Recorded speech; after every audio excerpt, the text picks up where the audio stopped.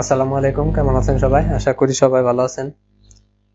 আজকে ভিডিওটিতে দেখাবো যে কিভাবে আপনার হাতে থাকা স্মার্টফোন অথবা পিসি দিয়ে অতি সহজে অনলাইনের মাধ্যমে পাসপোর্ট সাইজ ছবি তৈরি করবেন। যে কোনো ছবিকে আপনি পাসপোর্ট সাইজের ছবিতে রূপান্তর করতে পারবেন অতি সহজেই, কোনো প্রকার ফটোশপের কাজ না জেনেও। এটি করার জন্য সর্বপ্রথম আমরা আমাদের পিসি অথবা স্মার্টফোন থেকে যে কোনো একটি ব্রাউজারে চলে যাব। ব্রাউজারে যাওয়ার পর উপরে যে সার্চ বারে লিখবো www.cutout.pro। এটি লেখার পরে আমরা যদি সার্চ করি একটি ওয়েবসাইটে আমাদের নিয়ে আসবে।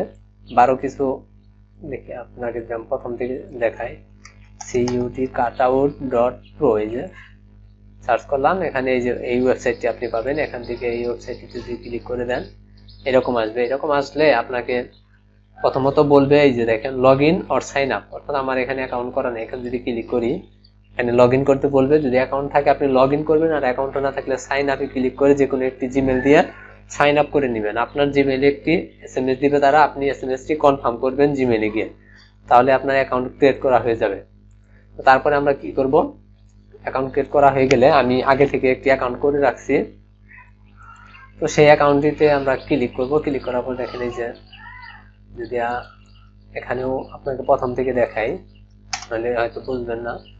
কাটআউট প্রোতে আসার পরে দেখেন আমার এখানে কিন্তু অ্যাকাউন্ট করা আছে। এই যে আমার ড্যাশবোর্ড দেখাইতেছে, এই যে মানুষের মতো যে আইকনটা। এখানে আসার পর আমরা যেহেতু পাসপোর্ট সাইজের ছবি তৈরি করব, তার জন্য নিচের দিকে চলে আসবো। দেখেন এই যে এখানে লেখা আছে যে পাসপোর্ট ফটো মেকার, এখানে ক্লিক করে দিব। এখানে ক্লিক করলে কিছু সময় নেবে। কিছু সময় নেওয়ার পর এখন আপনাকে বলতেছে যে আপলোড ফটো, আপলোড ইমেজ। এই যে আপলোড ইমেজ, এখন আমাদের একটা ইমেজ আপলোড করতে হবে। এখানে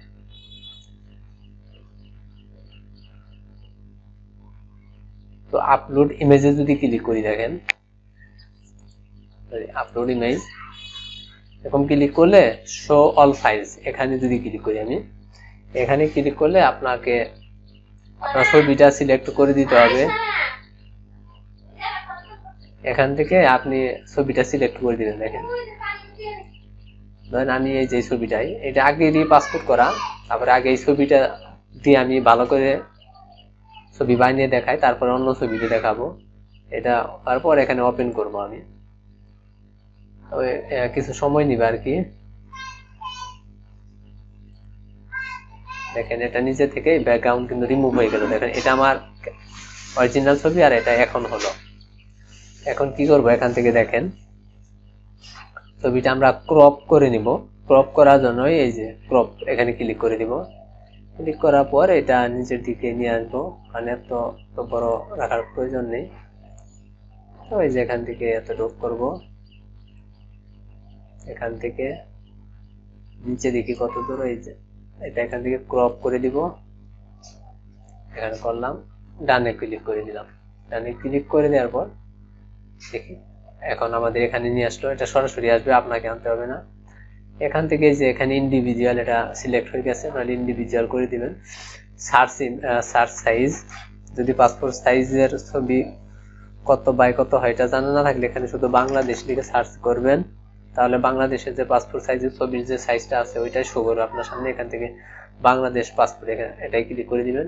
এটা করে দিয়ে তারপরে এখন আপনার ব্যাকগ্রাউন্ডটা কি দিবেন, আপনার ইচ্ছা মতো আপনার ব্যাকগ্রাউন্ডটা আপনি দিবেন। দেখেন তো এখান থেকে আমি যদি এই যে এটার উপরে যদি ক্লিক করি, দেখেন ওই ক্লিক করে এই যে কালারটা যদি ক্লিক করি, এটা কিন্তু হলো। ঠিক আছে কি, এখন আপনি যদি চান যে না সাদা দিবেন তাও দিতে পারেন, এই যে আপনার ইচ্ছা মতো আপনি দিবেন।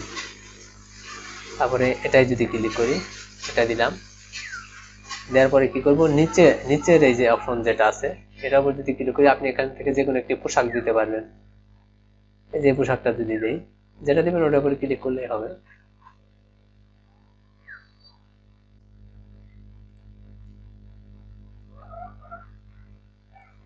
এই ছবিটা দিলাম, এই পোশাকটা দিলাম। দেওয়ার পরে যেটা প্রয়োজন হবে সেটা দিতে পারবেন। আবার এখান থেকে যেমন উমেন্স, মহিলাদের জন্য পোশাক, চিলড্রেন বাচ্চাদের জন্য পোশাক, আপনার যেমন ছবি সেটাই দিবেন আপনি। তো দেওয়ার পর এখান থেকে ডানে ক্লিক করে দিব। ডানে ক্লিক করলে দেখেন এটা আমার আগের ছবি, বাম পাশেরটা ডান পাশেরটা যে এখন বানাইলাম। তো এখান থেকে যে ছবিটা আপনি ডাউনলোড করতে চান ডাউনলোড এইচডি এখানে ক্লিক করে দিবেন, ছবিটা ডাউনলোড হয়ে যাবে। তো এটা যদি আমরা ওপেন করি, ছবিটা দেখেন, ছবিটা কিন্তু কেবল বানাইলাম আপনার সামনে। তো এটা কেটে দিই। তারপরে আমি এটা যদি রিলোড করি, পেজটা দেখেন অন্য একটা ছবি যদি করে দেখায় আপনাকে, আপলোডে যদি ক্লিক করি, আবার আমি সবাই যদি যাই, এখান থেকে যদি আমি নিচের দিকে যাই, দেখেন নিচের দিকে আসে, এই যে এই ছবিটা যদি ব্যাকগ্রাউন্ড রিমুভ করি, এটা কিন্তু যদিও পাসপোর্টের উপযোগী না, তারপর আমি দেখানোর জন্য করতেছি কিভাবে রিমুভ হয়ে যায় অতি সহজেই ব্যাকগ্রাউন্ড। ক্যান্সেল যদি করে দিই, দেখেন ব্যাকগ্রাউন্ড কিন্তু সাথে সাথে আমি যখনই আপলোড করছি তখনই ব্যাকগ্রাউন্ডটা রিমুভ হয়েছে। এখান থেকে ক্রপে ক্লিক করে দেবো, এই যে ক্রপ ক্লিক করে দিলে উপর থেকে কতটুকু কেটে দিব, আবার নিচে থেকে কতটুকু কেটে দিব ছবিটার, কারণ এত নিচে তো প্রয়োজন নাই। এখান থেকে এদিকে এনে দিব, তারপর এখান থেকে যে ডান এখানে ক্লিক করে দিব, দেখেন ক্লিক করে দেওয়ার পর আপনি এখান থেকে আপনার ড্রেস বললাম, এই ছবিতে কিন্তু ড্রেস পরিবর্তন করা যাবে না, কারণ আমার ছবিটা অন্যদিকে তাকানো। এখান থেকে আপনার সাইজটা দিয়ে দিবেন, দেখেন এখানে যে তখন আমি দিলাম সার্চে গিয়ে বাংলাদেশ লিখলে বাংলাদেশের যে পাসপোর্ট সাইজের যে সাইজটা আছে ওইটাই আসবে, এখানে আসলো। আর উপর ইন্ডিভিজুয়াল রাখবেন। আর কালারটা যদি বলি, পাসপোর্ট সাইজের ছবির যে কালারটা আছে ওইটাই দিয়ে দিবেন আপনি, যেটা দেয় দেখেন কত নিখুঁত। ডান করে দিলাম, ডান করে দেওয়ার পর দেখেন তাহলে এখান থেকে আপনি কি করবেন, এখান থেকে আপনি ছবিটা ডাউনলোড করতে পারবেন। ছবিটা আসলে কেমন হয় যদি আপনাকে আমি দেখাই, যে ডাউনলোডে চলে যায়, ডাউনলোডে আসলাম, এই দেখেন এই ছবিটা আপনি যে কোনো পোশাক দিতে পারবেন, দেখেন ফটোশপে সাহায্য ছাড়াই, ঠিক আছে। তারপরে এর আগেও আমি বানিয়ে রাখছি কয়েকটা ছবি, এই যে ছবিটা বানাইছি, যে ছবিটা আমাকে দেখালাম, কিন্তু এটা যদিও পাসপোর্টের জন্য কিন্তু না, শুধু দেখানোর জন্য বানাইছি যে কিভাবে বানানো যায়। তো আপনি চাইলে অতি সহজে যে কোনো ছবিকে পাসপোর্ট সাইজ ছবিতে রূপান্তর করতে পারবেন, কোনো প্রকার ফটোশপের কাজ না জেনেও।